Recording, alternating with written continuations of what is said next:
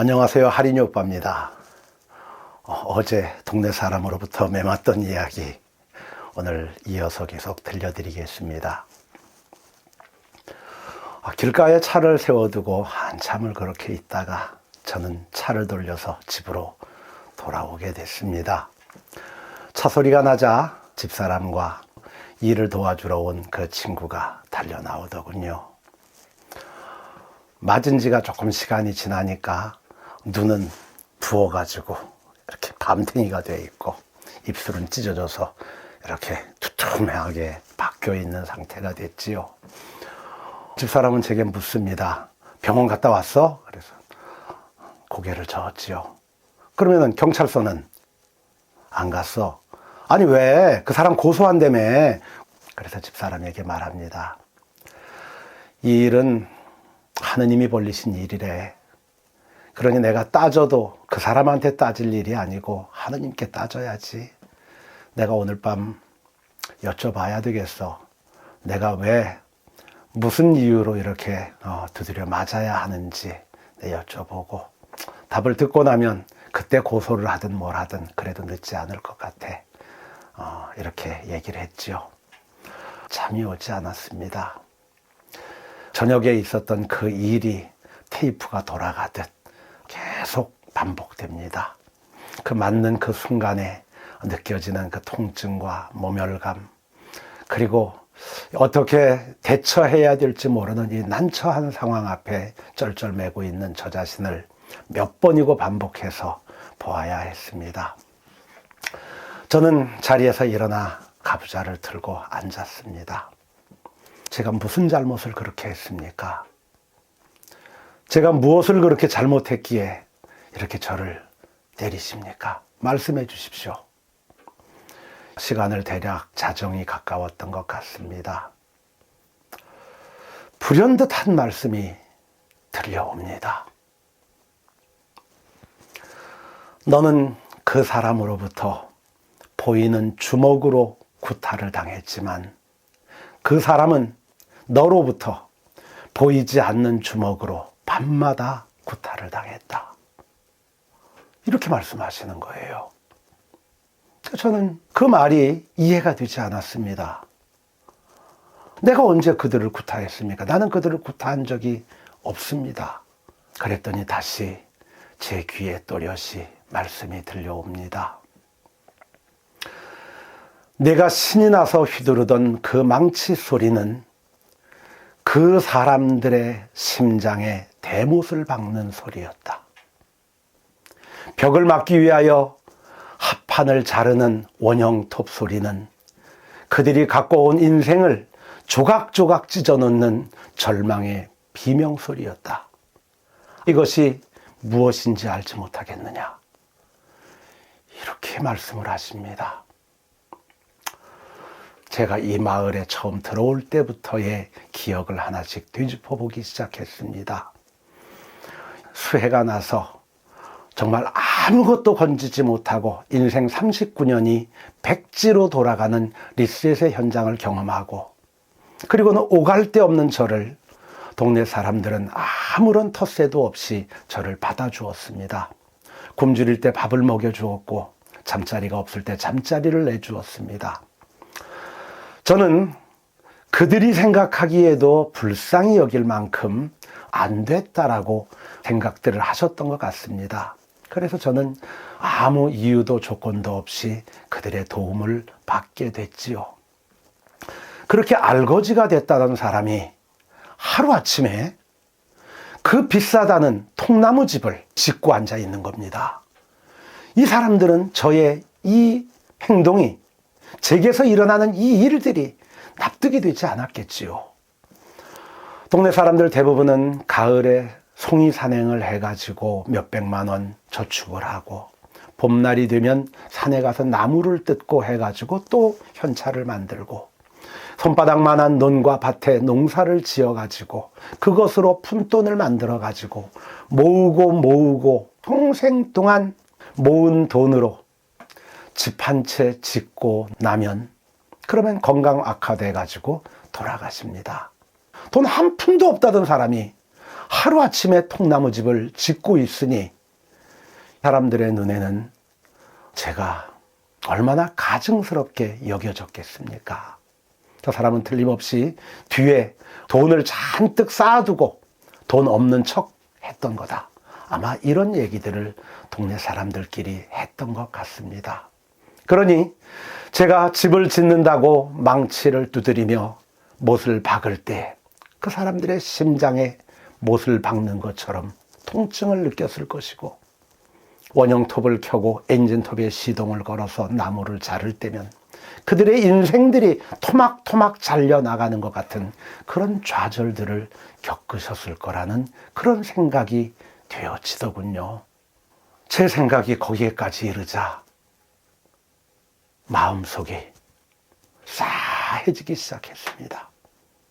여태까지 두드려 맞았다라고 하는 그 모멸감 때문에 화를 참지 못하고 왜 때리셨습니까? 라고 속으로 아우성을 쳤는데, 이제 보니 나는 내가 알아차리지 못하는 순간에 이 마을에 살고 있는 사람들의 삶을 송두리째 부정하는 그러한 결과를 가져왔다는 것을 비로소 알게 된 거지요. 알면서 하는 짓도 나쁜 짓이지만 모르고 저지르는, 무지가 저지르는 이것이 얼마나 큰 상처를 만들어내는지 그날 저는 뼈저리게 느낄 수밖에 없었습니다. 더 이상 앉아 있을 수가 없었습니다. 저는 그 자리에 무릎을 꿇고 엎드렸습니다. 잘못했습니다. 잘못했습니다.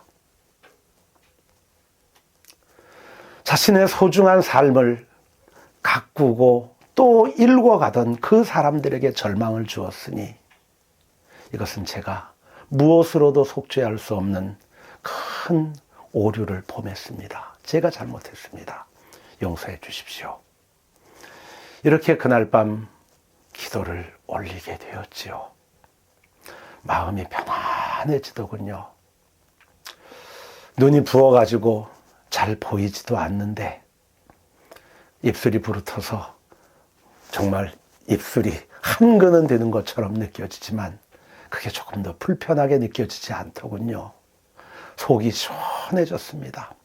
아침 6시가 지나서 이제 날이 훤하게 밝아오더라고요. 음료수 박스가 눈에 들어옵니다. 주섬주섬 그 박스를 저는 주워들고 저를 때리신 그 형님 댁으로 찾아갔지요.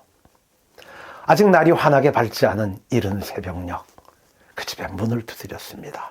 형님 일어나셨어요?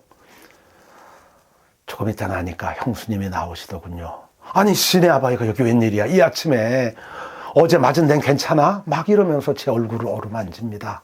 예, 괜찮습니다 형수님. 걱정하지 마셔요. 형님 일어나셨어요? 아직 안 일어났어. 빨리 들어와. 그래서는 저는 집 안으로 들어갔지요.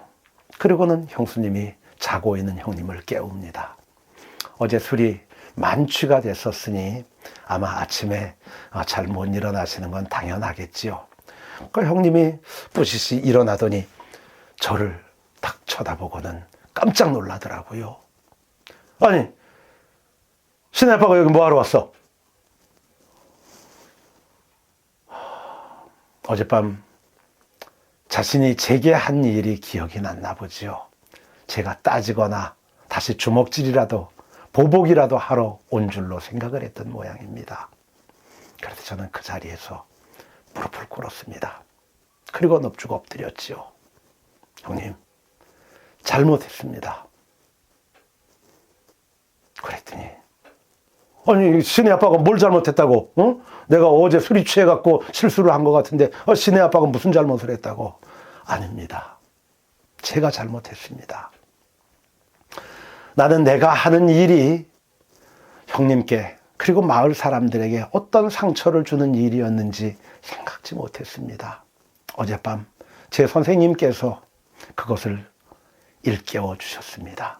제가 얼마나 크게 잘못을 저질렀는지, 얼마나 형님과 마을 분들을 아프게 했는지 이제서야 알았습니다. 용서해 주십시오. 잘못했습니다. 그러고는 고개를 숙였지요. 그 형님 몸둘 바를 몰라 하시더군요.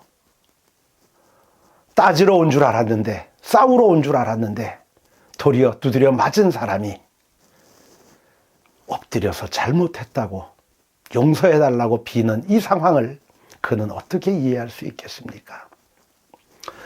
형수님이 커피를 내오십니다. 시내 아빠 일어나. 누가 잘못했으면 어때? 어쨌든 이렇게 해갖고 또 사이좋게 서로 지내는 거지. 그래갖고 저는 일어나서 자리에 편하게 앉아서 형수님이 내온 커피를 맛있게 마셨습니다. 형님은 차마 눈을 들고 저를 쳐다보지 못하더군요. 한 30분쯤 그 집에 앉아 있다가 돌아서 나왔습니다. 형님이 뒤쫓아 나오면서 제 옷소매를 잡습니다. 시내 아빠, 내가 어제 실수를 크게 한 것 같은데 잘 기억도 안 나. 술이 많이 취해가지고. 그런데 내가 그 실수를 했더라도 이해를 좀 해줘. 내가 미안하게 됐네. 아닙니다, 형님. 제가 잘못했습니다. 용서해 주십시오. 이만 올라가겠습니다. 그렇게 하고 저는 돌아왔지요. 기분 참 좋대요. 두드려 맞고 가서 잘못했다고 빌고 뭐가 그렇게 기분이 좋으냐고요? 경험해 보십시오. 내 안에서 들려지는 소리를 듣고 내가 미처 알아차리지 못하던 실수가 무엇이었는지를 알아차리고 그것을 뉘우칠 수 있는 그런 기회를 얻는다는 것, 이게 얼마나 통쾌하고 기분 좋은 일인지요. 그래서 그날 이제 돌아가는 친구를 기분 좋게 배웅하고 하루 종일을 행복하게 살았습니다. 그 일 덕분에 신기한 일이 벌어졌습니다. 아마도 동네 사람들 사이에서 그 일이 모두 이야기가 되어진 모양이었습니다. 그 다음부터는 저를 향해서 동네 사람 그 누구도 시비를 걸지 않더군요. 아무도 나를 더 이상 해코지하려 하거나 그리고 제게 불편함을 주려고 하거나 이렇게 하지 않더라고요. 동네 사람들 모두 어떻게 저를 도울 수 있을까 이렇게 생각을 하고, 그래서 그날부터 동네 사람들 그 누구와도 갈등하지 않게 됐습니다. 진심으로 저는 동네 사람들의 품에 안긴 것 같아서 너무 행복했지요. 그 품이 누구의 품이겠습니까? 바로 하느님의 품이 아니겠습니까?